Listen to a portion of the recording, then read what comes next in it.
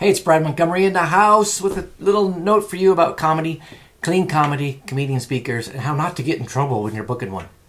All right, so here's the number one concern. I hear this all the time from both my clients and from my meeting planners, and that is when you're booking somebody who's advertising themselves as funny or you know is going to use humor on stage, you want to know they're going to be clean. You want to know they're going to be crystal clean, and you want to know that you're not going to be embarrassed and having to deal with that after the meeting is over.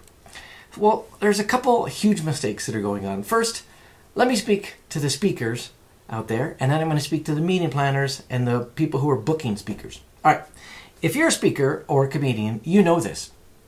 It is brutally hard to come up with material that's original and funny. It's brutal. It's just really hard. It's a lot of work.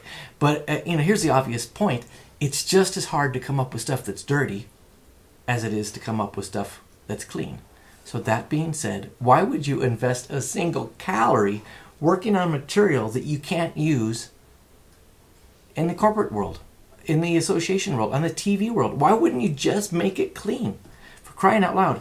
I think you're an idiot, basically, if you're writing stuff that's not so clean that your grandma can see it, that your 9-year-old daughter can see it without any embarrassing questions.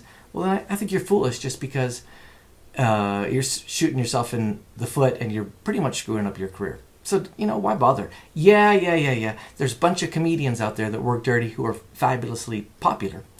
But I just heard Chris Rock being interviewed it was interviewed on the WTF podcast. And one of the things he told us on the podcast was that when he's talking to young comedians, he says, work clean, don't cuss.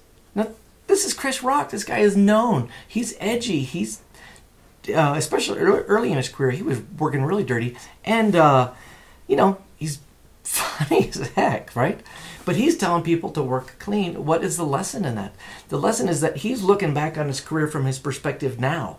So if he's telling you, somebody who's done it the hard way, why wouldn't you listen to him? I'm telling you I'm clean, but he's telling you he's huge and he works blue. Work clean. It's easier, it's more profitable, it's good for you. All right, the second thing I wanted to tell you is to target it towards my clients. If you're looking for a speaker, if you're looking to book a comedian, check them out. All right, so I cannot imagine this, but I've heard the same story at least 10 or 15 times. I hear it at least once a year how some corporation booked a comedian. The comedian got up there, embarrassed the president or the audience or the whatever by not working clean, by being racist or bringing up uncomfortable sex jokes or cussing. And they ended up pulling the plug on them. They lit the president. In all these cases, it's always the president or the director of HR or somebody in authority has to go up and take the mic from them and say, thanks, you're dismissed. Thank you so much. And then have to explain the apology to the audience. Can you imagine? Well, here's what kills me, for crying out loud, in this day and age. Search YouTube and see what they're all about.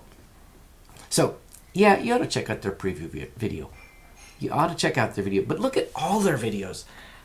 In this one most recent case, they were explaining that the preview video showed a very clean presentation. But I'm telling you, because I was curious, I looked on YouTube. There's a zillion videos up there of this particular comedian, and this comedian doesn't work clean most of the time. So most of the videos were filmed in a comedy club with a brick wall behind this person, all kinds of stuff that would never fly in the corporate world. And so my takeaway was this. I thought the buyers were idiots too, because they didn't check. Do a little search on Google. Do a little search on YouTube. And then finally, talk to your comedian. Talk to your speaker. Are you funny? Do you work clean? Give me some of your references. Why wouldn't you do that? One final note. It really comes in the form of a story. I was working this corporate date with another comedian. So in this case, they had two comedians. I was headlining and they had this guy open. And you could see that this guy he had it in his mind, I've got to work clean. I've got to be clean. But because he was so out of practice of working clean, he had a tough time doing it. So you'd see him, he'd start down his little path on a little bit of material. Like, hey, I'm just broke up with my girlfriend, and then you'd see him kind of panic because he could see a minute and a half forward that, this is going to lead to a joke that I can't do. So he'd back up and say, yeah, but enough about the girlfriend. Hey, boy, don't you hate flying? Then he's going into some airplane jokes, and he starts talking about airplane jokes, and I didn't realize he couldn't do it. So I'm on the side. I am busting a gut because I know exactly what's going on. I know that this guy is self-editing his stuff on the fly. And I know also that the reason he's doing that is he's not used to working clean. And the final thing is I knew also that the meeting planner was unhappy. The meeting planner was pretty aware that something wrong was going wrong with his comic because it wasn't funny and the flow was bad and it just was choppy, obviously.